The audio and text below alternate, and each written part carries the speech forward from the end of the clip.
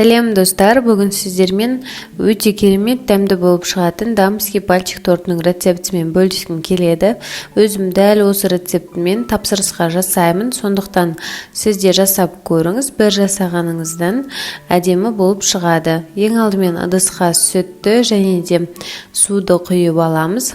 Одан соң үстінен сары майды салып, толықтай ерігенше қатты отқа қойып, осылай араластырып тұрамыз.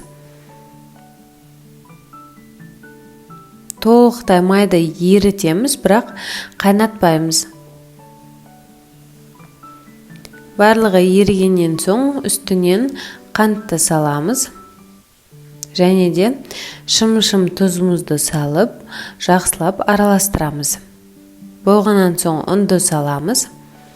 Ұнды салғаннан соң оттың астын жай қоямыз да, үздіксіз осылай араластыра отыру арқылы біркелкі масса шығарып аламыз.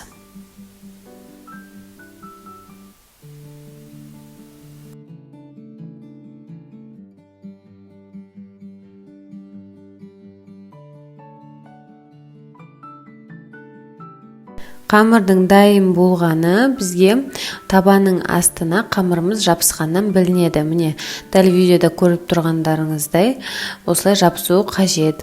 Ал енді қамырымызды аламыз, басқа ыдысқа ауыстырамыз. Қамырды кішкене суытып алу қажет болады.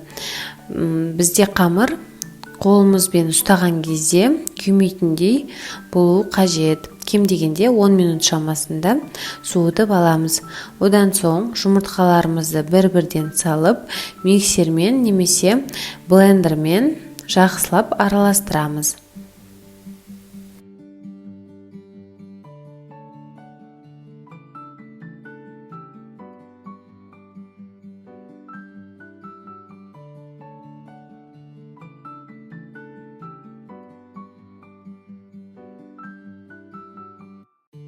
Міне, көріп тұрғандарыңыздай бізде қатты сұйық емес, қатты қою емес, орташа әдемі масса дайын болып шықты.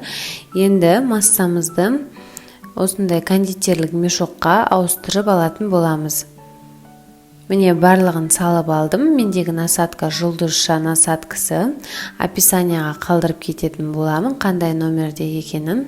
Енді пергамент қағазымызға осылай өзімізге керекті размерде құйып шығатын боламыз. Барлығын салып болғаннан соң қызып тұрған пеште 160 градуста шамамен 45-50 минут шамасында пісіріп аламыз. Ал енді кремді дайындаймыз. Бізге 33% сливки қажет болады. Ыдысымызға құйып аламыз. Үстінен 20% қаймақты салып, қалауымызша сгущенканы қосамыз. Сгущенка қоспасаңыз да болады. Жақсылап араластырып, жанынан сахарный пудраны саламыз. Және де миксердің жылдамдығын ең қатысына қойып, 2 минут дәл осылай миксерлеп алатын боламыз. Сол кезде бізде біркелкі әдемі крем пайда болады.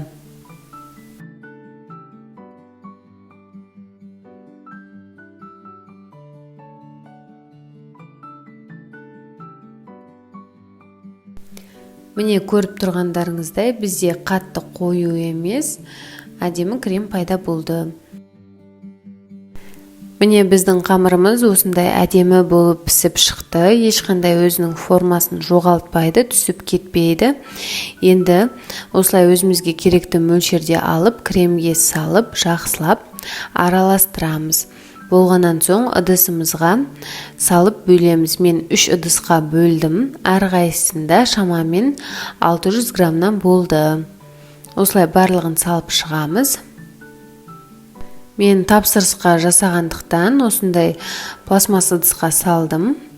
Сіз өзіңізге жасап жатсаңыз, әрине тарелкаға салсаңыз болады. Міне, осылай барлығын салып, тоңазытқышқа салып қоямыз. Енді бетіне ганашты дайындаймыз. Сол үшін шоколад, сары май және де сливкиді ерітіп аламыз. Ерітіп болғаннан соң үстінен осылай сеуіп, тоңазытқышқа тағы да шамамен 3-4 сағатқа салып қоямыз. Сонымен біздің дамский пальчик тортымыз дайын. Міндетті түрде жасап көріңіз. Ас болсын.